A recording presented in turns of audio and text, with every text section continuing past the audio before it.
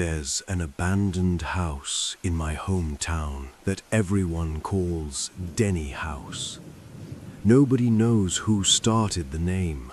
Nobody knows who Denny was. But every kid in town grows up hearing the same warning. Never go inside after dark.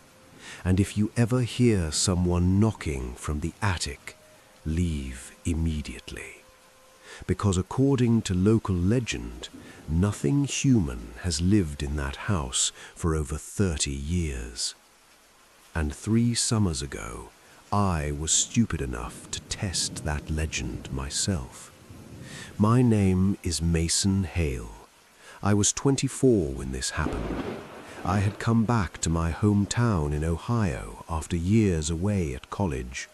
Small town, quiet roads, the kind of place where nothing interesting ever happens unless people invent stories to entertain themselves. And that's exactly what I thought Denny House was. Just another small town myth, a creepy abandoned place teenagers used for dares and ghost stories. The house sat at the far edge of town, hidden behind dead trees and rusted fencing. It was 2 stories tall, colonial style, dark grey paint almost completely peeled away, most windows shattered, front porch half collapsed. Even during daylight the place looked wrong, like it didn't belong to the neighborhood around it, like someone had picked it up from a nightmare and dropped it into suburbia. When I was a kid, people told ridiculous stories about it.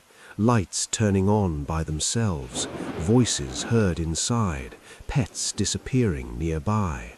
One story claimed a family of 4 vanished overnight in 1992. Another claimed a man named Dennis Ward murdered his wife there. Nobody could agree on details, just the conclusion: stay away. Naturally, my younger brother Lucas thought this made it the perfect place for a challenge. Lucas was 19, annoyingly fearless, or maybe just aggressively stupid. "Are you seriously still scared of that place?" he asked me over dinner. I laughed. "No." He smirked. "Then prove it." That should have been the end, a joke, but pride is a dangerous motivator, especially around younger siblings. So by 10 p.m. that night, I found myself driving with Lucas towards Denny House, rain lightly tapping the windshield, roads empty, streetlights fading behind us. As we pulled up, Lucas grinned like an idiot. 1 night, no problem. We parked outside the rusted gate, and that's when I noticed something strange. The house had one upstairs window glowing faintly yellow. I frowned. "Someone's in there." Lucas shook his head immediately. "No electricity. Place got cut off years ago." I stared again. Definitely light. Not bright, more like candlelight, soft and flickering. My stomach tightened, already regretting this. But Lucas was filming for social media, of course, because near-death experiences are content now. We climbed over the fence, grass wet around our ankles. The closer we got, the colder the air felt. Not weather cold, sharp, dry, almost metallic, like opening an open freezer. The front door was slightly open, not broken, not forced, just cracked enough to invite you in. That bothered me more than if it had been locked. Inside smelled of mold, rot, dust, and something sweeter underneath, like old perfume. Our flashlights cut across ruined furniture, peeling wallpaper, water damage, a grandfather clock frozen at 2:17. Lucas whispered dramatically into his phone, "Welcome to Denny House." I rolled my eyes. Ground floor seemed normal enough. Dining room, kitchen, living room, all destroyed by time. Nothing supernatural, nothing scary, just decay. That false sense of security lasted maybe 15 minutes, then we heard it. A knock, soft, above us, from the second floor. 3 taps, knock, knock, knock. We both froze. Lucas lowered his phone. "You heard that?" "Yes." Silence. We stared at ceiling. Another 3 knocks, same rhythm, same location, definitely upstairs. My immediate assumption, squatter, animal, tree branch, anything logical.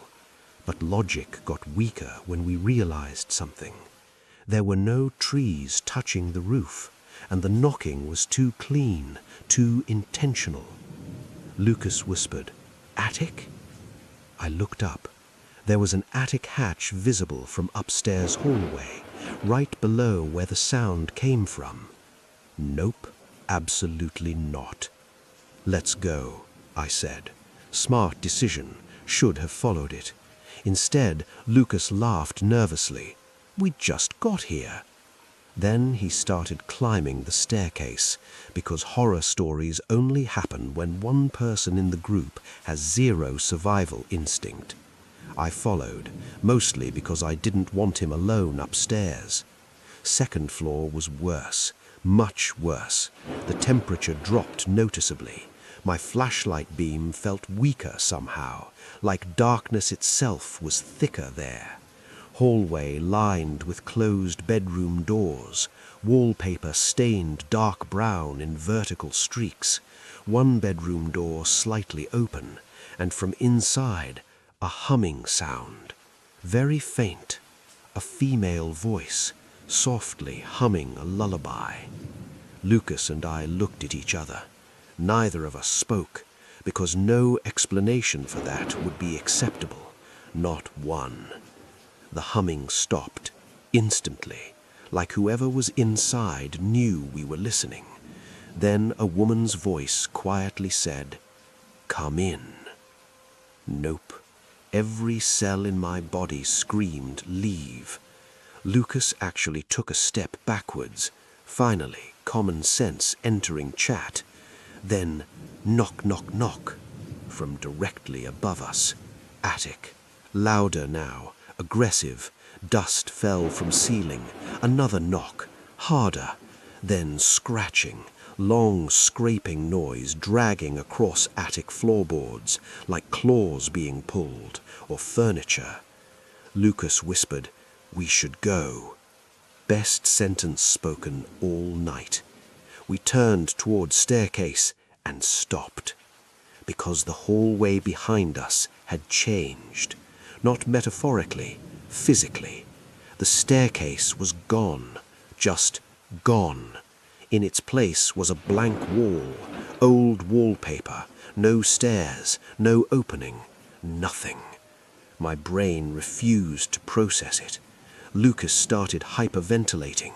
"No, no, no, no." I rushed to the wall, touched it. Solid, cold, impossible. The staircase had been there seconds ago. Then the attic hatch above us creaked open, slowly, wood groaning, a dark square opening in the ceiling, pitch black inside, and something moved. Not fully visible, just pale fingers curling over the edge of the hatch, too long, too thin, humanish, but stretched, like anatomy designed from memory instead of reality. Lucas screamed. We ran, no direction, just instinct, bursting into the nearest bedroom and slamming the door shut, both of us breathing like animals. The room was an old nursery, faded blue walls, broken crib, rotting stuffed animals, and dozens of childish drawings taped across the walls. My flashlight shook as it passed over them. Every drawing showed the same thing, a tall black figure standing beside a house. Same figure, again, again, again.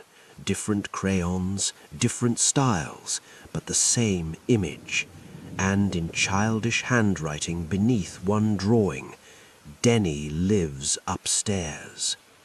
My stomach dropped. Lucas whispered, "Who made these?" Before I could answer, something knocked from inside the closet. One knock, then another, then a little girl's voice said, "Is Mommy with you?"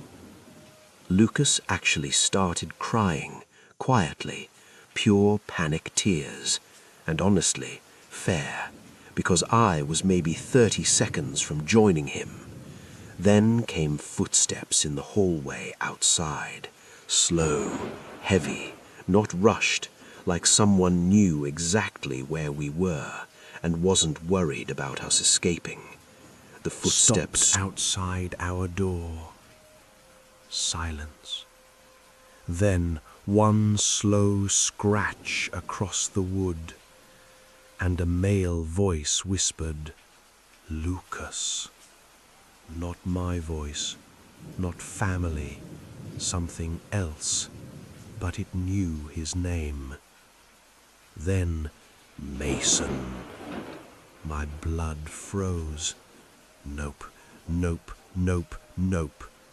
The doorknob slowly began turning. The doorknob turned once, stopped, then slowly turned again, metal clicking softly in the darkness. Whoever or whatever was outside wasn't trying to break in. That would have been easier. It was being patient, almost playful, like it already knew we weren't going anywhere. Lucas pressed both hands over his mouth to stop himself from making noise. Smart.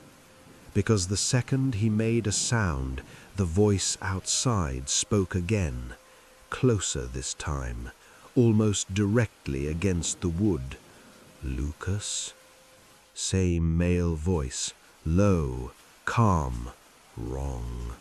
Not loud enough to be threatening, just intimate enough to feel deeply invasive, like someone whispering in your ear from inside your own head.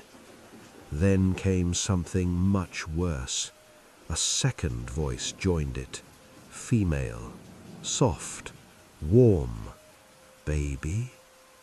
Lucas instantly stiffened. I looked at him, his face completely drained of color. That was his mother. Mine too, technically, but not really. Our mom died in a car accident when Lucas was 12. There was no mistaking her voice. None. "Lucas, honey, open the door." He started shaking violently, tears instantly spilling. "No," his voice cracked. "That's Mom." I grabbed his shoulder hard. "No, it isn't." Outside, the voice laughed softly. Not evil movie laughter, not dramatic, just amused, like it enjoyed hearing that. Then our mother's voice came again, more emotional now, almost crying. "Please." That one nearly got me. Not because I believed it, but because it sounded perfect. Every tiny detail, every little speech pattern, every breath. If evil exists, true evil isn't loud. It doesn't scream. It sounds exactly like what you miss most and asks politely to be let inside. The doorknob stopped moving. Silence.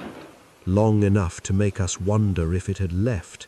Then something slammed against the door so hard the entire frame shook. Lucas screamed. Another slam. Wood cracked near the lock. Again, again. The door bulged inward. Whatever had been pretending was done pretending. I looked around frantically. There had to be another exit. Window, of course. I rushed over, opened rotten curtains, and my stomach dropped so hard I thought I'd vomit. No outside. No yard, no moonlight, no neighborhood, nothing. Just darkness. Not nighttime darkness, empty darkness, like the window opened into a void, a black space with no depth, no stars, no air movement, nothing. Impossible. "What do you see?" Lucas asked. "Don't look." Too late. He looked anyway and immediately stumbled backward. "What the hell is that?" Good question. No answer. The bedroom no longer existed inside a normal house. Somehow, impossibly, we were somewhere else. Or maybe the house was. Another crash hit the door. This time the top hinge partially snapped. Not much longer. Then the closet door behind us creaked open by itself, slowly. That same little girl voice whispered from inside, "You can hide in here." Nope, absolutely not. I would rather fistfight a demon than voluntarily enter the creepy closet offering protection. The voice continued, "Before he finds you." That made me pause, not because I trusted it, but because it implied hierarchy. There was a he, something worse, something specific. Lucas whispered, "What do we do?" Before I could answer, all sound in the room stopped.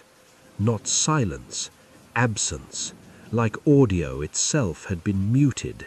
No breathing, no footsteps, no wind, nothing. Even our own movements became noiseless. That lasted maybe 5 seconds.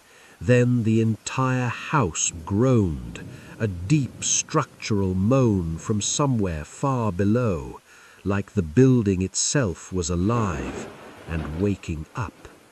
The floor shifted under our feet, slightly at first, then enough to throw us off balance. Bedroom walls trembled, picture frames falling, dust raining from ceiling, and from somewhere deep inside the house, a scream.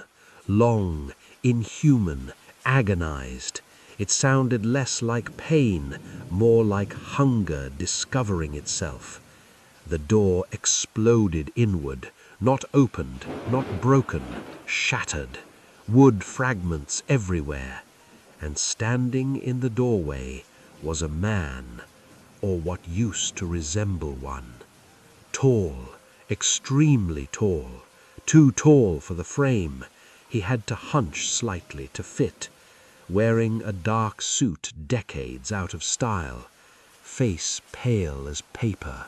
Eyes completely black. No visible whites, just endless black. And a smile, too wide, not human enough to be believable, but stretched just enough to feel disgusting. He tilted his head, studying us, like deciding. Then he spoke, voice impossibly calm. "You came upstairs." As if that explained everything, as if this was our fault. Lucas grabbed my arm so hard it hurt. The man stepped forward, slowly, hands behind him, like a polite host. Most people leave before this part. No thanks, hard pass. I grabbed a lamp and hurled it. It smashed directly into his face. No reaction, not even a blink. The thing smiled wider, rude. Then lunged, fast, far too fast. 1 second across room, next second inches away. We bolted past him somehow. Pure luck, adrenaline, blind terror. Back into hallway, which had changed again. Longer now, much longer. At least impossible house longer. Stretching far beyond physical dimensions. Doors lining both sides. At the end of the hallway stood the attic ladder, pulled down, waiting, and from above, knock, knock, knock, like something inviting us upward. Absolutely not. We sprinted opposite direction, opening doors randomly, every room worse than last. One room contained only dirt floor and hanging chains. Another was flooded ankle-deep in black water. Another was walls covered entirely with family photographs. Our family photographs. Mine, Lucas's, pictures from our childhood, birthdays, school photos, private moments, images this house should never have seen. Lucas nearly collapsed. How does it have these? No idea. Didn't want one. Then I noticed something horrifying. Some pictures included an extra person, standing in the background. Different locations, same figure. Tall, pale, watching. In our backyard, at Mom's funeral, outside school, always there, years before tonight. Nope, not processing that. We kept moving, eventually found the staircase again. Finally. Real staircase, or what looked like one. We rushed down, hit first floor, ran for front door, and stopped dead. The front door was open, moonlight visible outside, normal yard, freedom. Too easy. Way too easy. Lucas ran toward it. I grabbed him violently. No. He looked at me like I was insane. What are you doing? But something felt wrong, deeply wrong. I studied the doorway. Everything looked perfect, until I noticed one detail. No sound. Rain had been falling earlier, yet now no rain noise, no wind, nothing. Outside was visually normal, but completely silent. Fake. A trap. As if house was offering escape it knew we'd take. The male voice echoed from upstairs.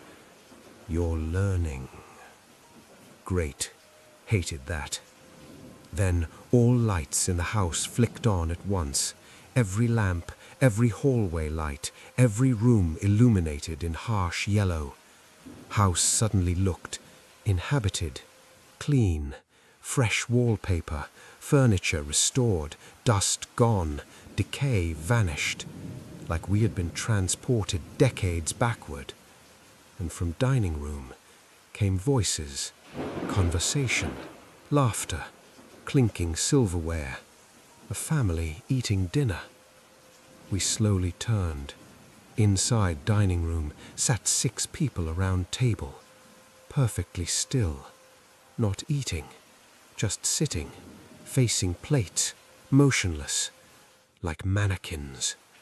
Then, one by one, they turned their heads toward us, all at same speed, all smiling.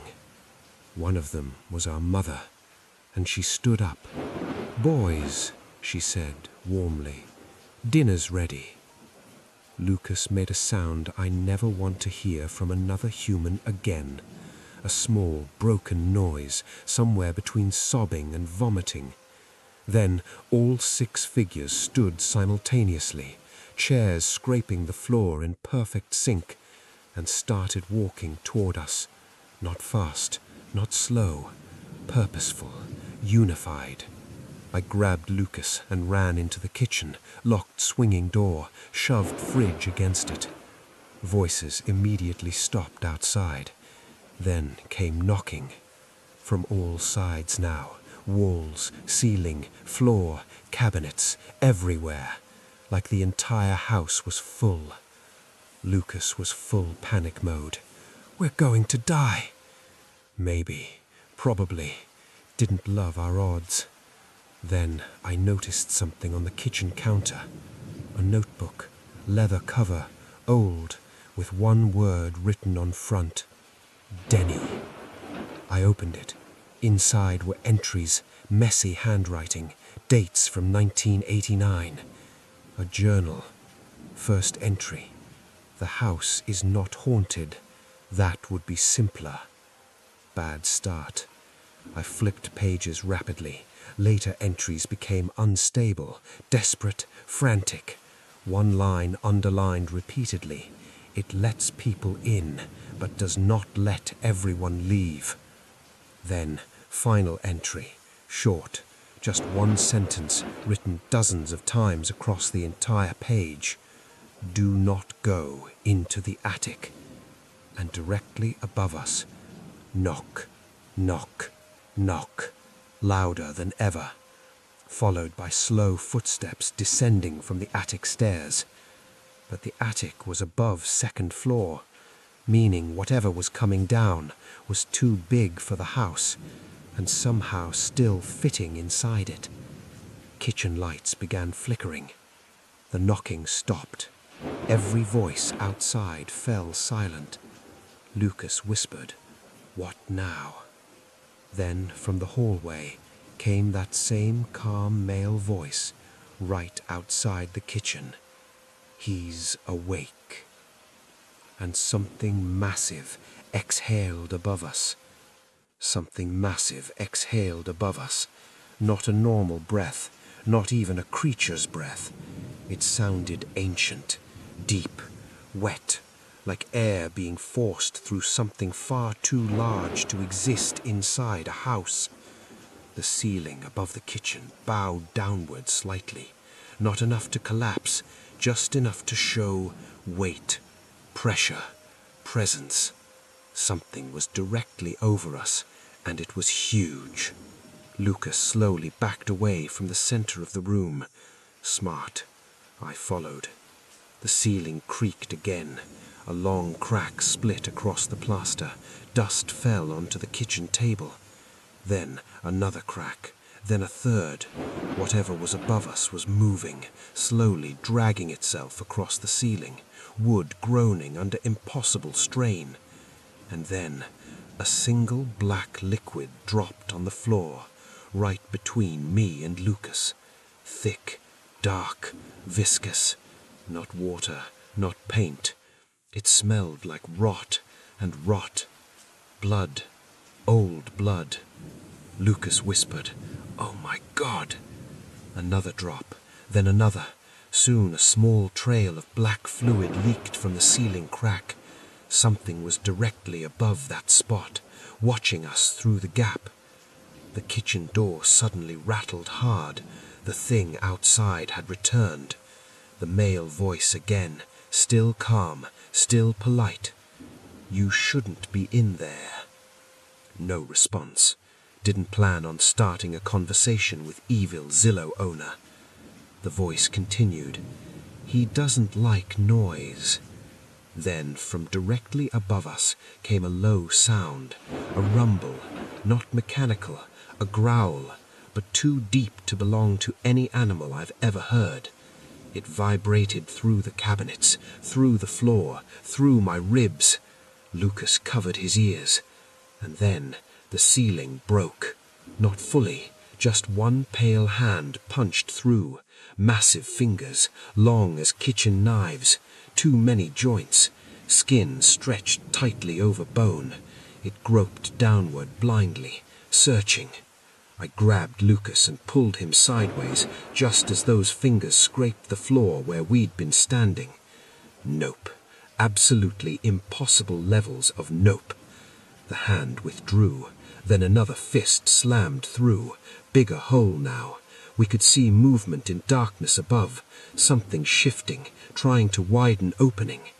Kitchen door shook violently, fridge sliding inch by inch despite our barricade.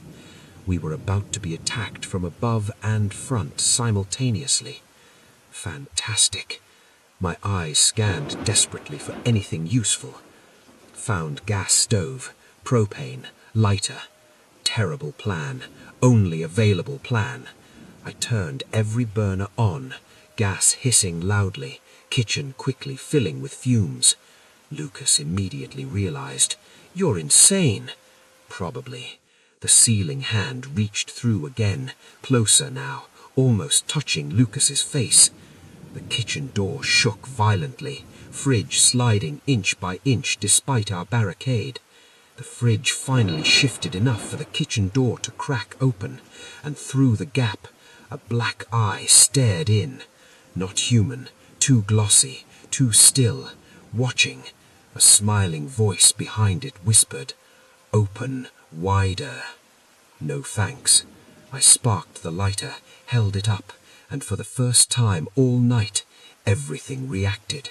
Not calmly, not patiently, pure chaos. The thing above the ceiling began thrashing violently. Kitchen door slammed repeatedly. Voices outside suddenly screaming. Not fake pain, real, animalistic panic. Good. Nice to know fire was unpopular. I dropped the lighter. Explosion. Not Hollywood giant fireball. More violent burst. Enough to blast heat through every room. Windows shattered outward. Cabinets blown open. I hit the floor hard, ears ringing. Everything became white noise, smoke, heat, fire spreading rapidly. Lucas coughing beside me, alive, barely. Kitchen wall partially collapsed from the blast, revealing hallway, now burning. Good enough. Move! We stumbled through the smoke-filled corridor, house around us groaning like a wounded animal, walls blackening, paint bubbling. Somewhere above, a scream like no human ears were designed to hear, not from one throat, many, layered. As if multiple voices were trapped inside one massive body. The entire staircase ahead was engulfed, but front door visible, still open, still maybe real. No time for analysis now. We ran, past burning furniture, past melting wallpaper, past walls that now seemed to pulse slightly beneath flames, like skin. Not looking at that, not unpacking that. Almost there, 10 feet, 5. Then something grabbed Lucas's ankle, hard. He crashed face first onto hardwood. I turned. One of those pale hands had emerged from underneath floorboards, not through them, through gaps between them, like fingers squeezing from impossible spaces, holding him, pulling. Lucas screamed. I grabbed his arms, pulled back, tug of war with something under the floor. Worst experience of my life. The hand tightened, Lucas shrieking in pain. Then I saw broken table leg nearby, grabbed it and drove splintered wood directly through the hand. Black fluid sprayed. The thing released instantly. Hand vanished back below. We ran. No more interruptions. Straight through front door, out onto porch. Cold night air hit like salvation. We jumped porch steps, hit wet grass, kept running.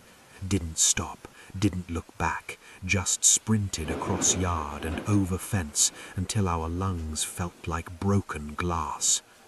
Only then did we turn. Denny House was burning, fully engulfed. Flames swallowing windows, roof collapsing inward. For a moment, relief hit. Over. Finally, over. Then I noticed movement inside second floor window. A silhouette, tall, standing still behind flames, watching us, not burning, not moving, just observing. Then it raised one arm slowly and waved. House collapsed seconds later, taking it with it, or so we hoped. Police came, fire department, ambulance, questions, lots of questions. Our story obviously sounded insane, so we lied, said homeless squatters started fire, said we got trapped. Authorities accepted simplest explanation. House officially destroyed. Case closed. For a while, life returned to normal. Lucas stopped talking about that night completely. Wouldn't discuss it. Wouldn't even say the name Denny House. Fair enough. Trauma response. Understandable. Then, about 4 months later, Lucas called me at 3 a.m., hyperventilating, crying. "Mason, what happened?" Silence. Then he whispered, "There's knocking in my attic." My blood froze instantly. No. 3 knocks echoed faintly through the phone. Knock, knock, knock. Same rhythm, same exact rhythm. Lucas started sobbing. It followed us. Then a new voice came through the phone. Not Lucas. Male, calm, polite. "You left something upstairs." Call disconnected. I drove to his apartment immediately. 20 minutes, fast as possible. Too late. Police were already outside. Lights flashing, neighbors gathered. Apartment door broken open. Lucas gone. No signs of forced entry, no blood, no struggle. Just one thing, written in deep scratches across his bedroom ceiling. "Dinner is ready." That was 2 years ago. Lucas was never found. No body, no evidence, nothing. Officially listed missing. Unofficially, I know exactly where he is, or at least where something took him. Last week, I moved into a new apartment in Denver. Top floor, no attic. Very intentional choice. Thought I was safe. Thought I was smarter now. Until last night, 12:17 a.m. I was lying in bed when I heard it. Soft, slow, above me. 3 familiar knocks. Knock, knock, knock. And then a calm male voice whispered from directly inside my ceiling. "Mason."